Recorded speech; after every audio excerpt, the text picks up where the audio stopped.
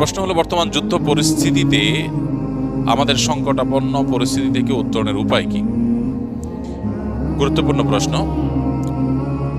যে যুদ্ধ পরিস্থিতি চলছে এবং যে সংকট গোটা পৃথিবীতে দেখা দিয়েছে, আমরা কঠিন একটা বাস্তবতার মুখোমুখি। আল্লাহ না করুন যদি পরিস্থিতি আরো জটিল হয়, যুদ্ধ যদি আরো দীর্ঘায়িত হয়, পরিস্থিতি যদি আরো খারাপের দিকে যায়, তাহলে সেক্ষেত্রে বিশ্বের অন্যান্য দেশের মতো আমাদের উপরও কঠিন পরিস্থিতি আসাটা অস্বাভাবিক নয়।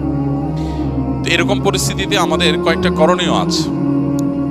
সবচেয়ে বড় করণীয় সেটি হলো আমাদেরকে সকল প্রকার অপচয় অপব্যয় বন্ধ করে আমাদেরকে মিত ব্যয়ী হতে হবে প্রত্যেকটা মানুষকে।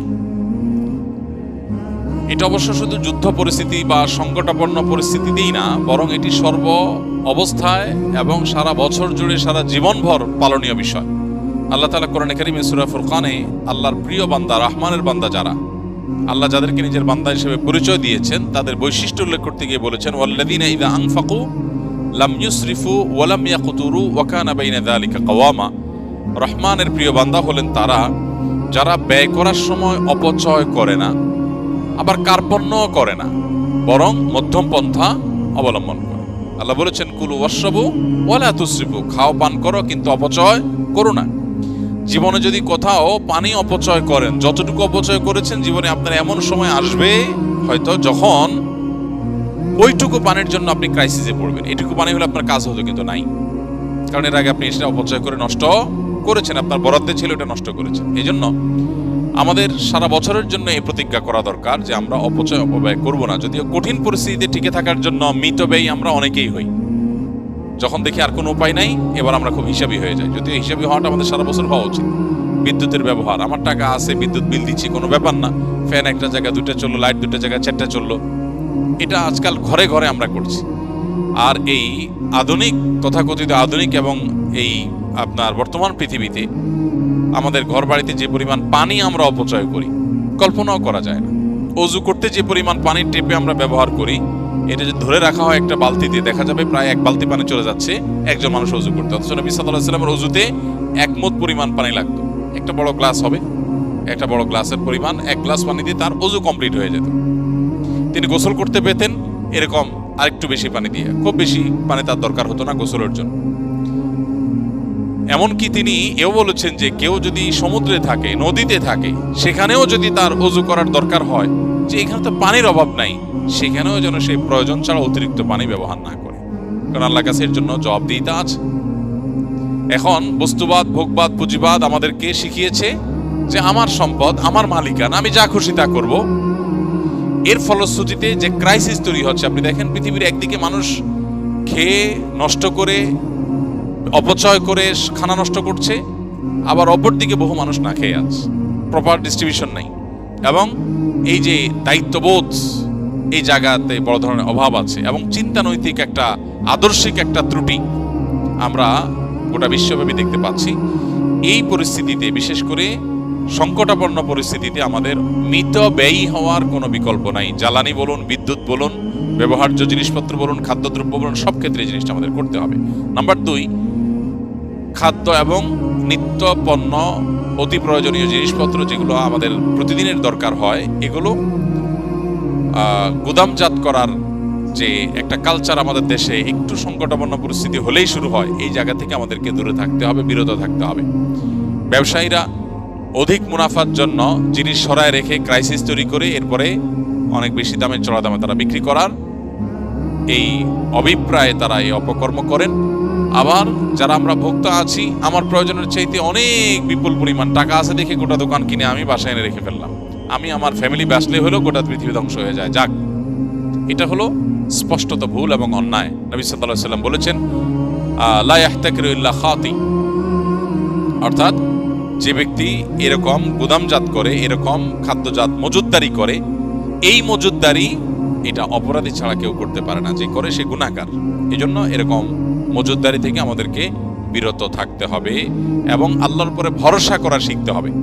আল্লাহর উপরে ভরসা করা শিখতে হবে, তাহলে ইনশাআল্লাহ সংকটাপন্ন পরিস্থিতিতে আল্লাহ তাআলার রহমত বা অনুগ্রহ পাবো। আপনার জিনিস আপনাকে বাঁচাবে না, কয়দিন বাঁচবেন? অনেকে পেট্রোল এখন নিয়ে একত্র করছেন, জমা করছেন, আপনি পেট্রোল জমায় জমায় কতদিন জমাবেন? এরপর আর এই পেট্রোল যে আপনার নিজের বিপদের কারণ হবে না তার কোনো গ্যারান্টি আছে? আপনি একদিকে জমাচ্ছেন, অপরদিকে অনেকের অনেক আর্জেন্ট কাজ আছে, সেই পেট্রোল পাচ্ছে না।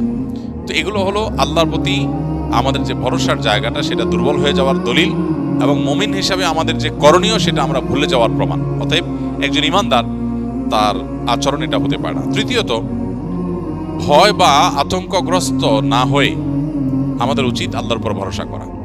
সকল অবস্থাতেই আল্লাহর উপর ভরসা থাকতে হবে। রিজিকের মালিক আল্লাহ রাব্বুল আলামিন, অতএব পূর্ণ আস্থা থাকতে হবে। মা মিন দাব্বাতিন ফিল আরদি ইল্লা আলাল্লাহি রিজকুহা, এই পৃথিবীতে এমন কোনো প্রাণী নাই যে প্রাণীর রিজিকের দায়িত্ব আল্লাহর উপর নাই। আল্লাহ যতটুকু বরাদ্দ রেখেছেন ততটুকু আসবেই, আর যে ভোগান্তি আল্লাহ লিখে রেখেছেন সে ভোগান্তি আমি মজুদদারি করেও ঠেকাতে পারবো না।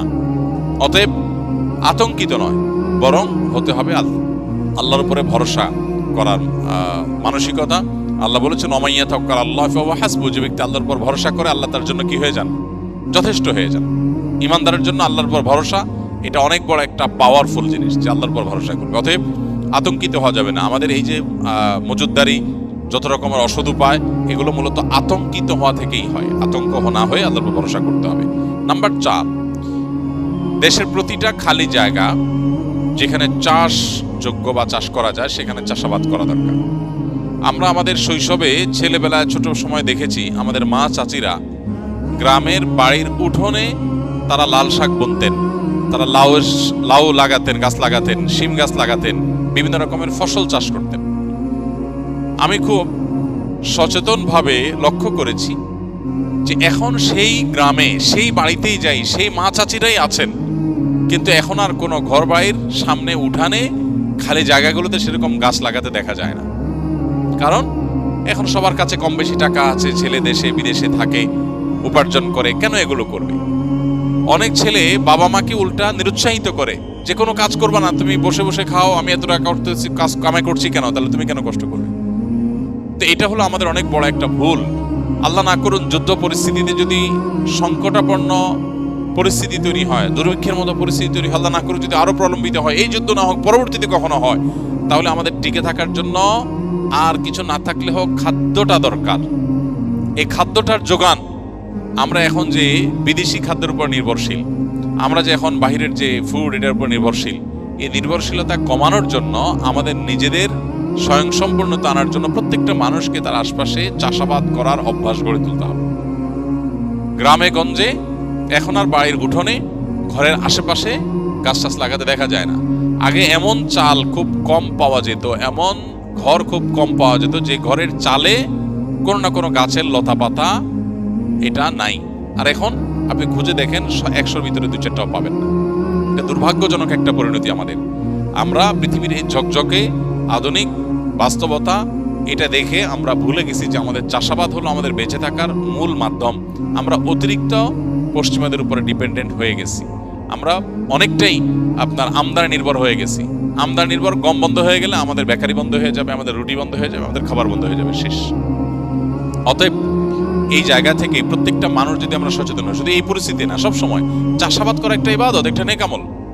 চাষাবাদ করা একটা নেক আমল। আপনি সওয়াবের নিয়তে চাষাবাদ করবেন, সওয়াবের নিয়তে চাষাবাদ করবেন। এর আগে আমি বারবার বলেছি, আমরা চাষাবাদ করার চেষ্টা করি, ঢাকায় থেকেও চেষ্টা করি, আলহামদুলিল্লাহ, খেতে করার চেষ্টা করি, শুধু ছাদে না। হ্যাঁ, সবার হয়তো জায়গা নাই, আমার নিজের জায়গাও নাই, আমি আরেকজনের জায়গাতে করতেছি, আমি নিজের জায়গা করছি তা না। তো আপনি আরেকজনের জায়গায় বলে যদি করেন, খুঁজেন, মানসিকতা যদি থাকে, কোনো একটা রাস্তা বের হবে ইনশাআল্লাহ। আর বিশেষ করে গ্রামে গঞ্জে তো আমরা চাইলেই অনেকে করতে পারি। তাহলে এটা চতুর্থ করণীয়। 5 নম্বর হলো তওবা করা, ইস্তেগফার করা আল্লাহ তাআলার কাছে পরিপূর্ণভাবে। আল্লাহ যেন আমাদেরকে এই কঠিন পরিস্থিতিতে রক্ষা করেন। আল্লাহ তাআলা সূরা নূহের মধ্যে বলেছেন, ফাকুলতু আস্তাগফিরু রাব্বাকুম ইন্নাহু কানা গাফফারা ইউরসিলিস সামাআ আলাইকুম মিদরারা ওয়া ইয়ামদিদুকুম বিআমওয়ালিন ওয়া বানিন ওয়া ইয়াজআল লাকুম জান্নাতিন ওয়া ইয়াজআল লাকুম আনহারা। খুব বেশি ফসল যেন হয়, গাছ ফল ফলাদি যেন হয়, আমাদের রিজিকে বরকত যেন হয়, এটার জন্য ইস্তেগফার করার পরামর্শ দিয়েছেন নূহ আলাইহিস সালাম তার জাতিকে। আল্লাহ কোরআনে সেটা উল্লেখ করেছেন। এই জন্য আল্লাহর কাছে ইস্তেগফার এর সুফল, এর অদৃশ্য সুফল আমরা ভোগ করবো ইনশাআল্লাহ আমাদের রিজিকে বরকতের মাধ্যমে। এই জন্য আল্লাহর কাছে ইস্তেগফার এবং দোয়া আমাদের করতে হবে। আল্লাহ তাআলা এই কঠিন পরিস্থিতিতে আমাদের সবাইকে উত্তরণের পথ দেখিয়ে দিন এবং এই কঠিন পরিস্থিতি থেকে বিশ্ববাসীকে আল্লাহ তাআলা মুক্তি দান করুন এবং জালিমদের জুলুম থেকে পরিত্রাণ পথ আল্লাহ তাআলা আমাদেরকে খুঁজে বের করার তৌফিক দান করুন।